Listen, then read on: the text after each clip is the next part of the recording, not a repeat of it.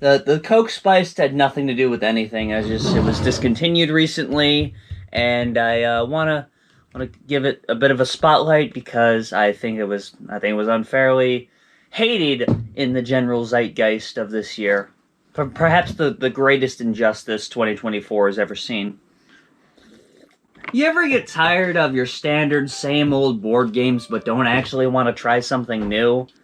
Today we're going to be talking about weird spin-offs of classic board games. Now, today's episode might seem a bit more frenzied or fast-paced than usual. It's because I've got like 50 of these damn things, and this video will be 5 hours long if I go as deep as I do, typically, into these. So, lightning round, here we go. Now, Scrabble is a great game that you could do spin-offs of because there's so many things you could build off of.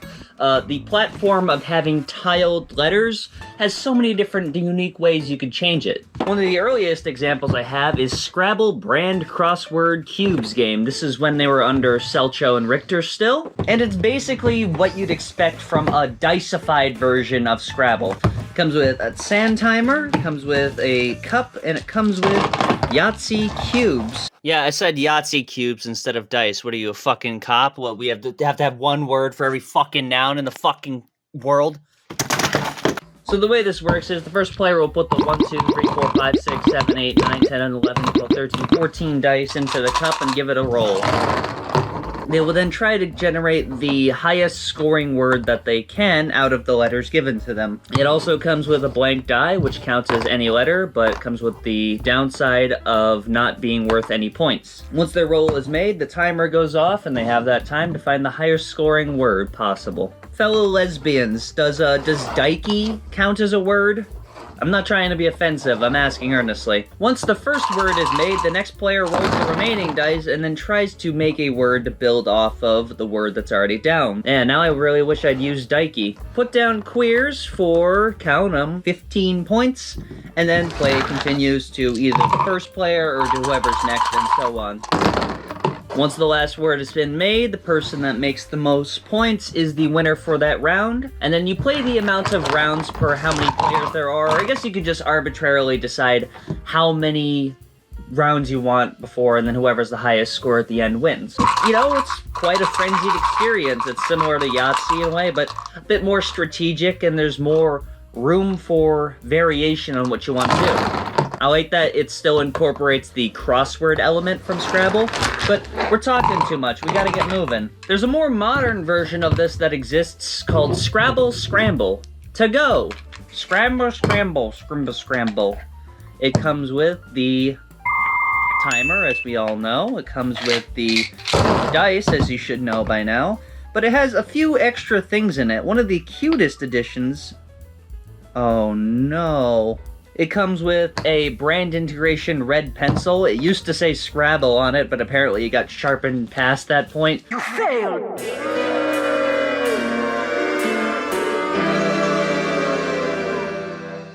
I'm furious about that. Comes with a pad of paper, so you can write out what you're planning out. And the most interesting change to it is that it has an actual dedicated board that you play this on. Now, it's made of vinyl, so it sucks. But it's very interesting because this is like even more authentic to the original game, trying to miniaturize and portabilize the... I like to make up words. I know those aren't words. Another change is making the Q cube the QU cube, so it's a bit more usable. Similar to how it is in Boggle. But I think you can deduce how this game's played. So you start the timer, you roll the dice, and then you're trying to create the highest scoring word with the board here. I get why they'd use vinyl for this. They want it to be able to just fold down. But, like, obviously, that's not working. I think simplified games work best when they're made with the idea of portability in mind, you know? There are travel versions of Scrabble that exist out there, but, like, when it's the full game completely uncompromised, how portable really is it? Now, if you remember the last video, we talked about Scrabble's sentence game for juniors. This is kind of a twofer here, because it is a junior game, but for those of you that didn't see that video, it is... the words are already pre-made and put onto the board, and all the tiles, instead of being letters, are simple sight words. downthink. The objective is to make sentences, but as I said in that last video, poop, brain, fart, air conditioner is a sentence if you think about it. There's no real consensus on what constitutes a sentence, because a sentence is just words with a period and a capitalized front word. But an odd variation that's kind of reminiscent of that is Scrabble Rebus. I have never seen this in my entire life. Once again, this is under Selcho and Richter. Came out in 1986. And it is such a strange variation on Scrabble. And we have quite a different board than you'd see in typical Scrabble. This is like Scrabble by way of 2001: A Space Odyssey. Player gets their own rack, that's not that strange. But each player also gets their own bag and own colored tiles to go with. Each player has their own dedicated set of tiles that they draw from. Now, the objective is to try and create symbols that represent sentences, which kind of means it has the same problem as Scrabble Sentence Game for Juniors, because what is a sentence? But this is even more muddied by the fact that it doesn't even have words. So, for example, this could be like the word tent, and then you can build off of that to make fentanyl. Fentanyl, that's the joke. You get it? The opioid crisis. It's strange, because it is quite a creative concept, and maybe if it wasn't Scrabble, I wouldn't be biased against it. Personally, in my opinion, Selcho and Richter, I guess I should be talking to Hasbro, you kinda nailed Scrabble out the gate first try. It is a very solid strategic game that can be enjoyed by people of literally any age that can read. It's like how Oreo makes weird-ass versions of Oreos. Like, just make the Oreos, man. No one wants Coca-Cola flavored Oreos. Coke can make their weird flavors, though. They can't do any wrong. Going back to portable experiences, let's talk Scrabble Flash. Now, I don't know if the Hub game show came first or if this toy came first, but this is primo portable fun. As I said before, Scrabble has a lot of different things you can draw on it to make different word games for and make it broadly Scrabble themed. As long as it's got the letters in it, you can basically call it a Scrabble game. Now, I believe this came out in 2010 based on the batteries that it came with, saying that they were not changed since August 2010. Now, there are 3 separate game modes. So, the first one is just standard Scrabble Flash, as you might have seen it on the game show. So, what you're trying to do is, in 2 minutes, create as many words as you can.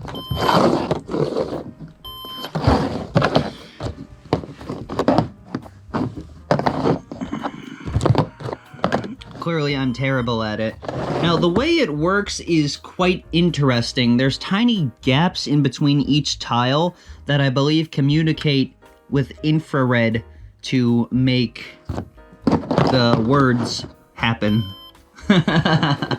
I'm good at talking. Something you guys might be thinking is, well, you could probably just do this on an app. This seems redundant. And, like, that's true.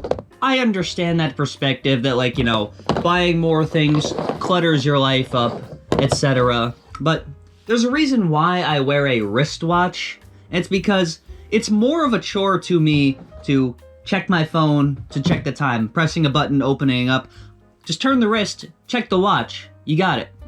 Sometimes, conversely, it is more convenient to have a dedicated thing that just does the thing you want it to do and nothing else. This is something you can just pack up right into a box and bring with you wherever. And, you know, this was a blast when I was a kid. It teaches you to think dynamically, it teaches you vocabulary, etc. At the end, it'll tell you your score and tell you how terrible you did. And there's a second game mode here where you're trying to create as many 5-letter words as possible from the mix it gives you. I promise I'll find it. Fouts? What? Flats! It's flats! I'm a genius. If you want to go back, you just hold down the button to any of the tiles and it'll turn it off and it'll sync right up. And it syncs very fast for being 14 years old. The final version here is basically the same as the previous, except it's meant to be played multiplayer. So when someone finds a word, you pass it to someone else. You're trying to find the 5-letter word in the mix, and, you know, it's a great competitive angle on it. Scrabble Flash is the perfect portable Scrabble, I would say. It's the one I easily have the most experience with. You know, I got this literally when it came out when I was a child. Even though there's millions of apps you could play that are similar to that, you know, this isn't going to sell you spyware. This is just a device that you carry with you, and it does what you fucking want it to do. So there's another electronic game that I have never ever played before. This is called Scrabble Twist, and it uses a more modern branding. So there are different game modes. There's party mode, turbo mode, solo mode, score, and then it allows you to adjust the volume. So it's just me playing today, so we're just gonna do solo. Now, the way it works is you press the buttons in the order you want to, then you tilt the whole thing to make the word you want to. You get a time limit to play, and you're trying to create as many different words as you can. There are a bunch of different various games that you can play through this, but you know, it'd be a chore to go through all of them, and I'm not familiar enough with this game to really say that, but I mean, this could be a good contender to Scrabble Flash, considering that Scrabble Flash, you know, even though it is very portable, you need a tabletop to play it on. It is different pieces, when this is just a single device, just grab and go, and hopefully people don't think it's some kind of a vibrator or anything. He compared it to a vibrator. It's too funny. Something that's also kind of nice is that you can turn it upside down and it knows which way you are holding it. It sounds like some kind of marble that will connect a circuit that will make it do that. Quite a nice and reliable design, I'd say. Now, what I'm about to show you is a marvel in engineering. This is Monty, and what Monty is a Scrabble playing computer. This came out in 1982, and was a way for you to be able to play Scrabble by yourself against a computer. Now, the version I have here actually has a vocab module from 1985, so it's slightly more advanced than the base model. It's not bone stock, but honestly, it's still quite impressive. Let me show you how it works. You start out by putting 4 fucking C batteries into it. And if you can believe it, I don't actually keep batteries in this because, believe it or not, I have better things to use these batteries on. Once the batteries are in, you switch it on and it'll introduce itself to you. Using the Abcadef layout, you type in your name, and then you can either enter your name, or if you want Monty to go first. Now from here you can decide if you want to draw your own tiles from your own Scrabble bag, or if you want Monty to allocate them for you. I don't have tiles with me, so I'm just going to get my tiles. My tiles are Zell Deal. You select the skill level, and then Monty will think about what move he wants to make. Now, this is possibly the one significant drawback of it, is that it takes quite a bit for Monty to figure out what word he wants to play. Monty is using Buddy, enter, and it'll show you how he wants to play it relative to the starting position on Scrabble. You take your pen, and you fill in Buddy. Now, unfortunately for me, I don't know if Monty can see my tiles, so I don't know if he intentionally placed his tiles to make it impossible for me to hook anything that I need. So I'm just gonna enter in Dealt. It'll ask you what orientation you want it in, and then you can move around and place it as such. It'll give you your new tiles. And then gameplay proceeds thusly.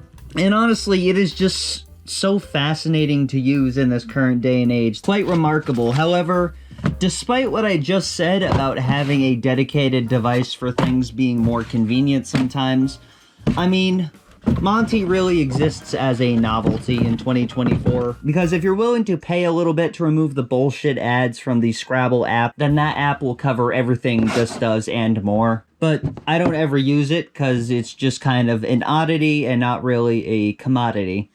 And the last odd Scrabble game we're going to take a look at is a mashup game. This is a series of board games that have been coming out where they mash up different ones, but this is the only one I have.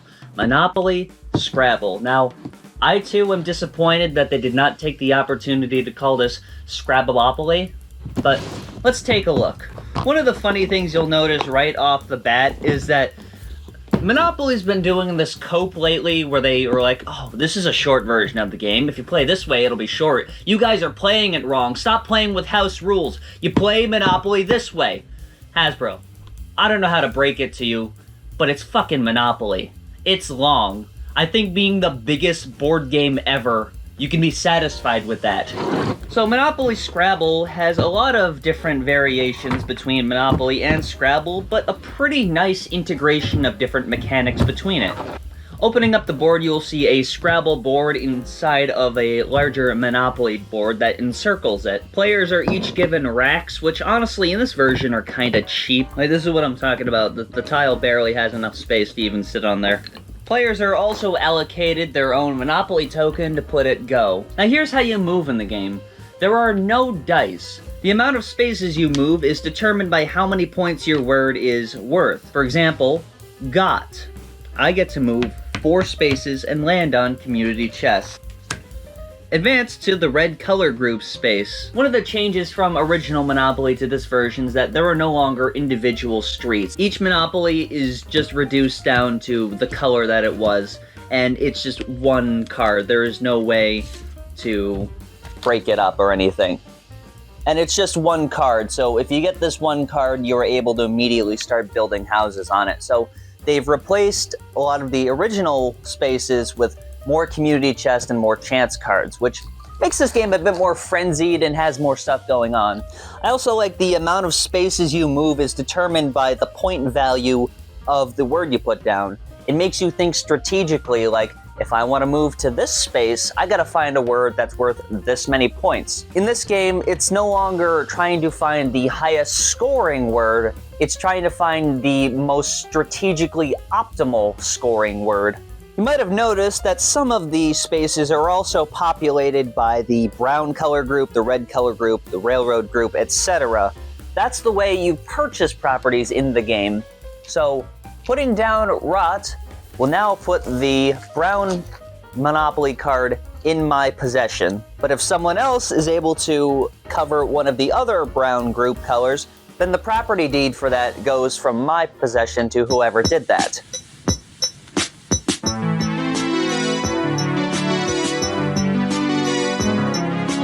Which could also mean that you'd like to play strategically to block the ability to play on these spaces. Now there is one strange change to the game, and that is if you land on a property, you cannot buy it. The only way to buy properties is to land on the spaces by using tiles to make words. But honestly, this is a fresh combination of the two. It is very fun, and it really gets you thinking. I think this is probably one of the funnest, I like that word, funnest, variations on Monopoly and Scrabble. And I think if you're a fan of either, or both, like me, this is just a dream come true. And it really just comes down to that one incorporation of the point value of your word, denoting how many spaces you can move. It adds a lot of strategy where if you're good at the game, you can get better and win at it more consistently. We already talked about Monopoly Scrabble, but here's another strange version. Monopoly, don't go to jail. Getting fucking life advice from Parker Brothers, Jesus Christ. The Monopoly dice game. Now this has somewhat of a similar setup to Yahtzee Jr. actually. So it comes with a bunch of different dice, and you roll all the dice to try and collect a Monopoly. You put the dice where they go, and you're trying to gain a total Monopoly. There are also railroads and utilities. However, there are a couple of dice you gotta watch out for. Go to jail. If you roll one of these dice, you put it immediately in jail at the top with Sir Rich Uncle Pennybags. Now you can decide here what Monopoly you'd like to go for. Now, ideally you'd want to go for the most valuable one, so you take the dice and roll again. You can also even try to go for multiple Monopolies, although I guess ideally you'd like to check to make sure that it's a possible combination, because some of the dice have multiple combinations. So if I roll jail here, that I don't get to score. It's kind of a risk assessment sort of game where I can score these 300 points here, but if I just roll one more pink across these 5 dice, then I get to score 1,500 points. Just like that, I turn 300 points into 1,500, and I get to write that down in my score pad here. Quite a neat variation, I'd say, but it's a lot more random than the original Monopoly. In this game, you are kind of being strategic about what properties you buy, when not to buy. I'm using buy liberally here. I guess what ones you want to move forward with. But this is more chance-based than Monopoly is, which I feel like has enough chance in it. This is a little too far. Now, Hasbro didn't just stop with Scrabble Flash, they also made Yatsi Flash. Let's get into Yatsi Flash. The batteries for which apparently expired in 2013. Now it has the same form factor as the original Scrabble Flash thing, except the tiles are white. And also, it sucks. So the way you play this is basically the same as Scrabble Flash, and they have the same technology of the infrared communicating with one another. Now, something I forgot to bring up is that with Scrabble Flash, you can play it with 4 of the tiles instead of 5 if you want to make it a bit more challenging, but for this one you have to play it with all 5, but that's fine. There are 4 versions of the game, and they are all basically the same. Just try and get the best Yahtzee hand. So it's given me a 1, a 6, a 6, a 3, and a 6. So the way you score, you move the ones that you want all the way to the left, and it'll score relative to that. So that's 30 points that I just scored. It's not exactly like Yahtzee, because it re-rolls after every one. You're just trying to score the best Yahtzee hand, so it's more of like a poker-style hand with what you're drawn. There's a whole list there of the different versions that it comes with, but I don't know, because there's kind of a major difference between what's behind Scrabble and what's behind Yahtzee. Now, Scrabble has a lot of things that you can build up from it, different word challenges, different point value challenges, etc. But Yahtzee's just dice. Dice aren't that expensive, so, well, there's like some different game variations in here that you could play. All of them you could just play with some dice, which you can get 10 for $1. I don't like this version. It feels cheaper.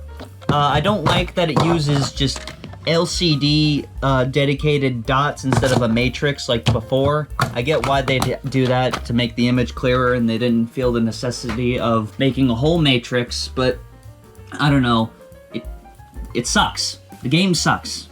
Now, stock Yahtzee has a few variations out there, and they're varying degrees of good. Triple Yahtzee. Now, this is a lot like standard Yahtzee, except for one key difference. So, instead of just being given 1 column per game, and if you're a purist, you'll play all 6 per round, you get 3 columns per game, and again, you'll just play the whole sheet. The way that my family personally would play Yahtzee is to play the entire sheet, and you'd have one column called the shithole column, where you'd put all your bad hands, your bad rolls, etc. They would go down one column, and you'd try to maximize your scores with the other columns to keep it fresh. And this one actually kind of justifies that way, because the scores for the blue column get doubled, and the scores for the red column get tripled.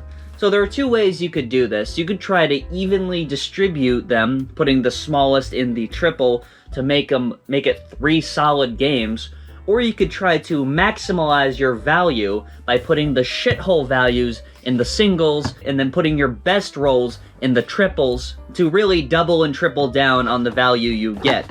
So let's say, for example, you roll this. You get 2 boxcars. So you're trying to play for your 6s now. You get a 3rd boxcar, and you get 4 boxcars. Now this is the best possible 4 of a kind you can roll. So, strategically, you'd want to put it in your triple column under the 4 of a kind to get 29. Because at the end of the game, that gets tripled to become 87. It makes you think a bit more about the way you're rolling and what you want to do with your rolls, rather than the version that my family came up with. I don't know if it's an official way to play, where you're just throwing your rolls into the shithole category. But there was another spin that Yahtzee did. I thought this was more recent than it was, but, you know, they're still making it, so let's have a look. Yatsi Words. Are you getting deja vu too? Actually, it's quite a bit different from the Scrabble games we've taken a look at. So, on this upper section here, you're trying to score 2-letter, 3-letter, 4-letter, 5-letter, and 6-letter words. And if it totals over 45, you get your bonus there. And then you try to get 1 word, 2 words, 3 words, all consonants, all vowels, Yahtzee, which is a 7-letter word, including Yahtzee, and your chance, which is just the total value of all 7 of them. It makes you think a bit more creatively than the original Yahtzee. So there are a number of different things you can try to go for with this hand here. Now, you could just go for all consonants and try and re-roll these vowels to see if you can do that. Or you can try and find a way to get your Z somewhere in there, being the most valuable one. However, because the majority are consonants, go for that. Alright. So I didn't win. So now you gotta try and see where you can put this, somewhere you can put that Z. But the problem is, I've screwed myself because I only have 1 vowel to play with. So I'm stuck with lids, which you'd put either in the 4-letter word, or you'd put it in the 1 word. Obviously, you'd put it in the 4-letter one, but there's great risk v reward meta in this game. You gotta think creatively, and if you have a good vocabulary, you have an advantage in the game. It also comes with 7 dice instead of 5, which is, you know, kinda neat. It doesn't come with 14 like the Scrabble cubed game does. So, it's a bit simpler than that. But it has pretty good parity to the original Yahtzee, where, you know, it's quite original, and it's quite a neat spin on it. Why am I talking this way, where I'm projecting my voice with wildly different inflections across my sentences? It sounds pretentious as hell. But perhaps the strangest Yahtzee that I've come across, and I only just came across this, Casino Yahtzee, the high-rolling dice game. Now, everyone knows about the other Yahtzees, like Yahtzee Texas Hold'em and Yahtzee whatever the hell it is. But this is a strange addition. Apparently the family that gave this to me didn't use it very much. And by didn't use it much, I mean really didn't use it much. This poor thing. I'll give you a home.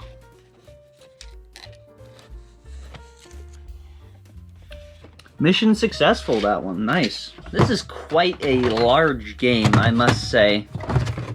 You set it up like this, with 4 of the scoring panels going outward in a radial pattern, kinda. I don't know why that's relevant, I'm just trying to talk. Now what you're trying to do in this game is you're trying to connect either one side this way or one side this way, kinda like bingo. Bingo is the only game I've ever seen in a casino that even looks like this. Why is it called Casino Yahtzee? This isn't a casino game. Now you have quite a few options for rolling dice, so you can roll all the dice once, or you can roll any of the other dice any amount of times that adds up to 5. So you could roll 1 die 5 times, or you could roll 2 dice 2 times and then another 1 time. Anything like that. But you are trying to create sort of a bingo, I should say, across one of the lines there. Now, the different colors denotate higher values for what you're going for, but all the other players are trying to go for those too. So there's another kind of neat risk v reward factor to this game where, you know, you could be chipping away at the reds and then someone gets it. If someone gets the reds, that no longer applies to you. Everyone can only get one specific combination, either vertically or horizontally. Now, the way that you roll is actually pretty neat because you can just ignore these dice if you're just trying to go for the red. So you match your 6, and you roll then you get a 5, and then roll. You get a 7, and then roll. You get your 10, and then roll. And you got a 10. So you got 4 chips down. Now, however, someone else could try to do the same thing. If they get all of their reds in a row, they get it first. But one of my favorite things about this game is how you clean up the chips afterwards. Now tell me that isn't satisfying. Check this out. Put this on r/too bored to die oddly satisfying moments.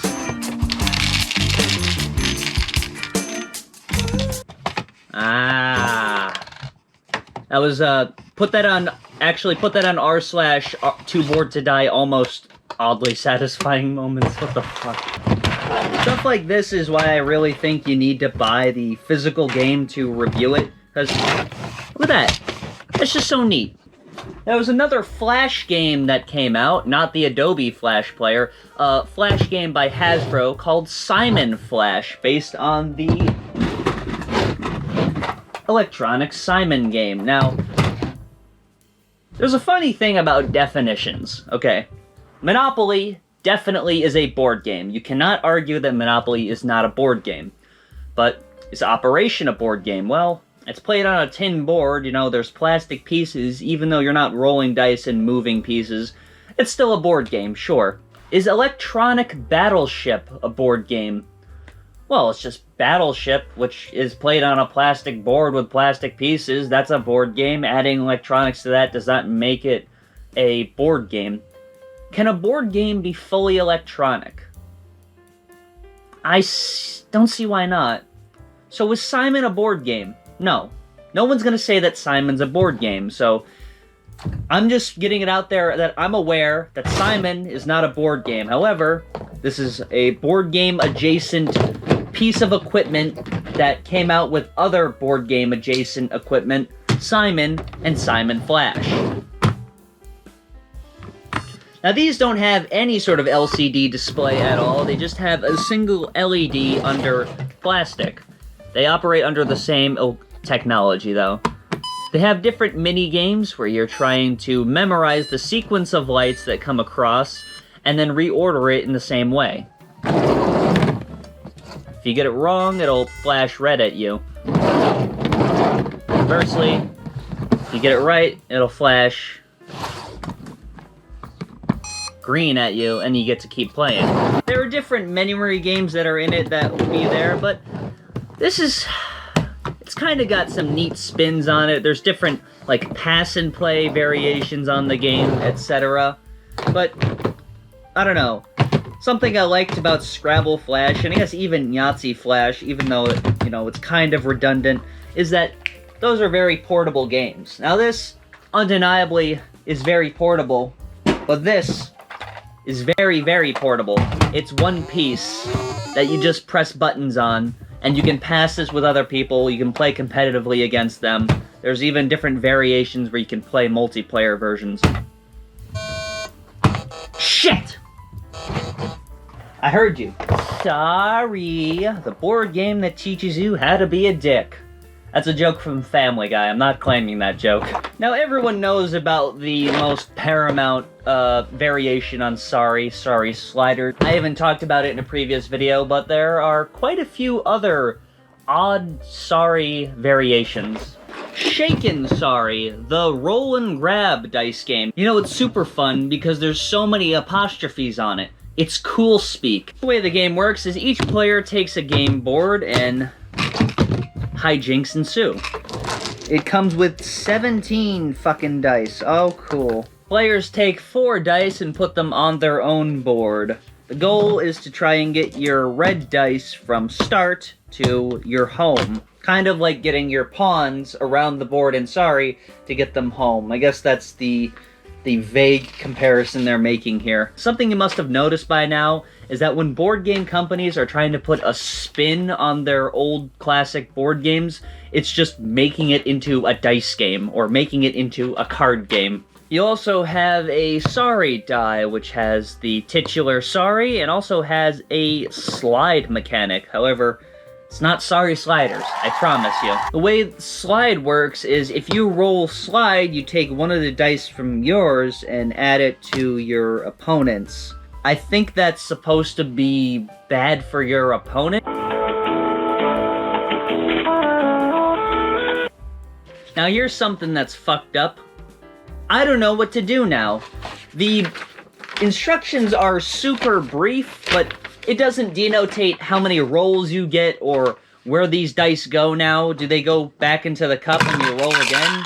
Or do you just roll until you get sorry, or slide, I should say? You know, I'll be honest with you guys, it's probably my fault. I couldn't understand these rules due to my general illiteracy, so I'm just gonna delete this. Apparently this game was too complicated for a 21-year-old man to figure out, so sorry about that. I'm sorry to shaken sliders, whatever the fuck it was. Sorry to everyone out there that was looking forward to my deep coverage of it, but it's gone. It's next. Oh, awesome. More sorry dice. Roll your way to sweet revenge.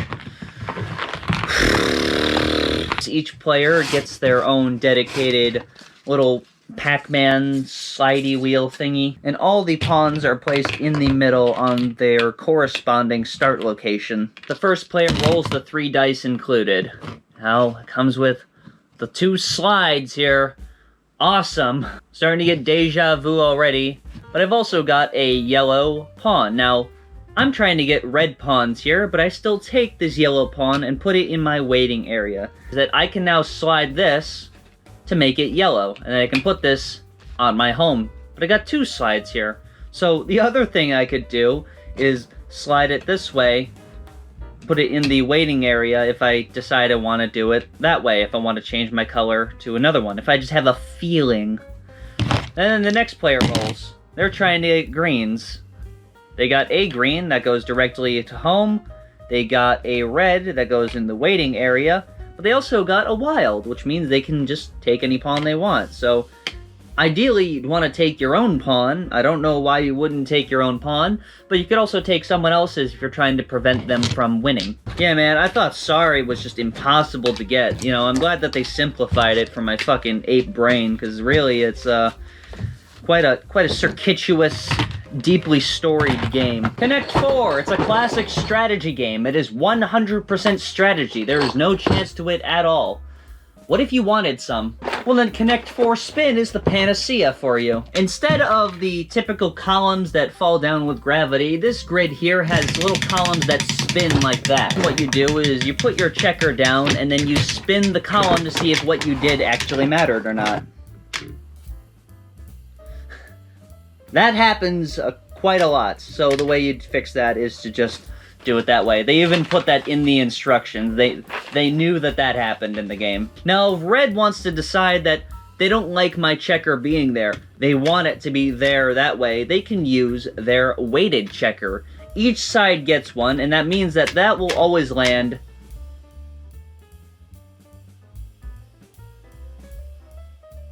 one way. I mean, you might expect me not to like this, but I do like random chance, and, you know, Connect 4 is literally a solved game. So, adding a bit of randomness to Connect 4 to make it a bit more exciting, and also, it's quite a fun prop to play with, to spin the clicky little magnet device, at least in my opinion. I like Connect 4 Spin, that's why I bought it. I would never buy a board game that I didn't like. It's quite an interesting move, because a lot of the games we've seen tended to add more strategy to the game with their variations, such as Scrabbleopoly, but that's a game that's pure strategy that they've actually added more chance to. The only other game I can think of off the top of my head that's a variation of another game that does that is Pop Checks. Here it is, Pop Checks with Pop-O-Matic. This is by the same people that made Trouble. I didn't even expect to talk about this, it just kind of came up. So the way that Pop Checks works is that the turns are decided by the Pop-O-Matic. So red goes. And then red goes again. And now it's yellow's turn. And yellow gets to go again. So even though red would have jumped yellow here, even though I guess it wouldn't have been a good exchange. Yellow now gets to jump red, free of consequence. Will red be able to get them back? Yes, they will. But it's interesting and quite a frenzied experience, because if you get like 4 or 5 reds in a row, or whatever color you're playing as, you can just fucking bulldoze someone, and well, I mean, man, it's just the die. It's kind of actually funny to add a random element to a strategic game. Now, here's a question. Does this count as a spin-off of a board game? It's from the makers of Scrabble. They put the Scrabble logo on there to advertise the branding, called Nabit, a family game of stolen words. Those are my words. You can't use those. It's kind of similar, I guess, to Scrabble Rebus, where each person gets their own bag to draw from. As you can tell, I don't use this very much.